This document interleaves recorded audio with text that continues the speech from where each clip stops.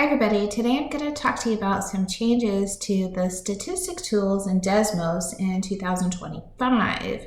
If you're like me, you log into Desmos all the time, and when I logged in this week, I found that things were a bit different. So I thought I would show everybody what changed, and then I'm going to go back and fix all my videos to show the new updates so that my statistics students have the right tools to use when they're doing their homework and quizzes and other assignments. So of course we're going to Desmos, and I thought I'd start with the normal distribution. So I type in normal dist like I've done before, but the thing that you'll probably see that looks different is this little arrow by the cumulative probability. It used to be a box that we clicked. Underneath, it does have the place where we used to put min and max, so now it looks like we write the probability like we're writing it on paper in a problem, so that fits the questions a lot better.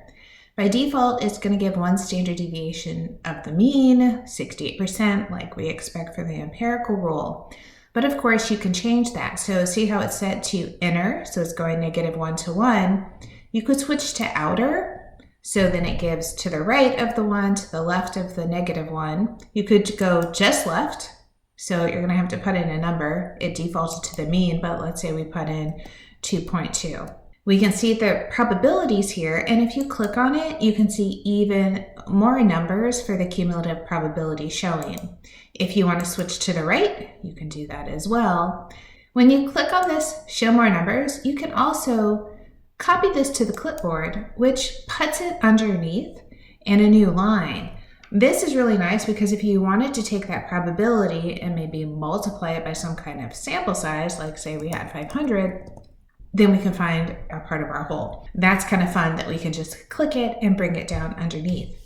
If we switch it and we're not doing just a standard normal distribution, you can do any kind of normal distribution. Let's put in a mean and a standard deviation. I just made something up. Let's zoom fit it so we can see it. Then again, you can go back to the inner. So if you want to put in, maybe we want to know what values or what percent of values are between 40 and 50.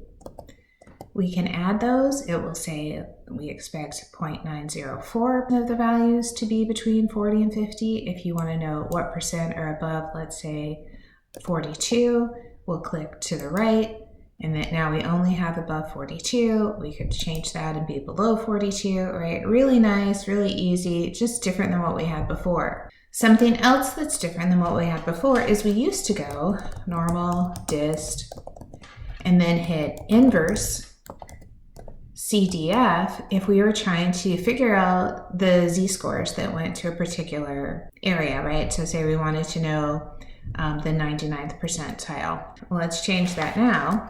Let's type in the next one, normal dist.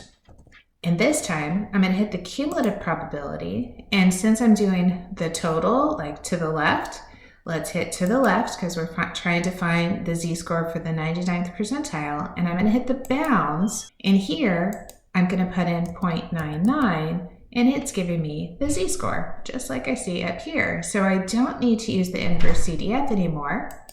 I can just use the normal distribution. You can hit the zoom fit so you can see the picture. And that's really beautiful because before we couldn't see the picture to go along with it unless we did a second line. Now you can see it all at once. This really is going to clear things up for students because a lot of times when we're using these z-scores and we're trying to find them, we're doing like z alpha over 2 where we have an interval. So we wanted to know the right and left z-score for the 95th percentile.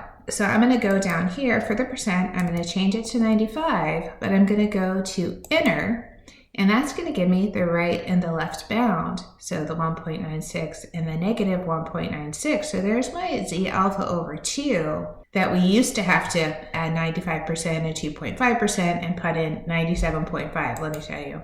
Here's this 0.975 that we used to do to get this number. So the 1.9599, which is our 1.96, is much easier this way. And we had to find the right and the left, or we had to use symmetry to get both numbers. Now we can do it all at once. So I do think this is so much nicer for the students. I'm starting to change my videos and seeing I'm cutting minutes off of the videos because this is so much quicker. I think that this is going to apply to other distributions as well. So let's just pick another one. Let's go to the binomial. distribution, because I think that's another one I use a lot. You're still going to put in your trials. So say we had 10 trials and the probability of success was 1/4. I'll hit the zoom fit so we can see it nicely. Let's click down for cumulative. So now, just like we did with the normal distribution, we have to think about, well, what if we want to know exactly 3? So you could go 3 to 3 and it says 0.25. You can still click on the outcomes and it will tell you the probability of each. But you could do just to the right. So if you want to know the probability of getting more than 5 successes, so 5 or more, you can put in the 5, it'll give you the answer. If you want to know, let's say less than 3, so let me put in 3 and then go left, I can do that as well. So it is just a little bit of a difference in the way it looks, but I think the functionality is so nice and it's going to be really great for the students.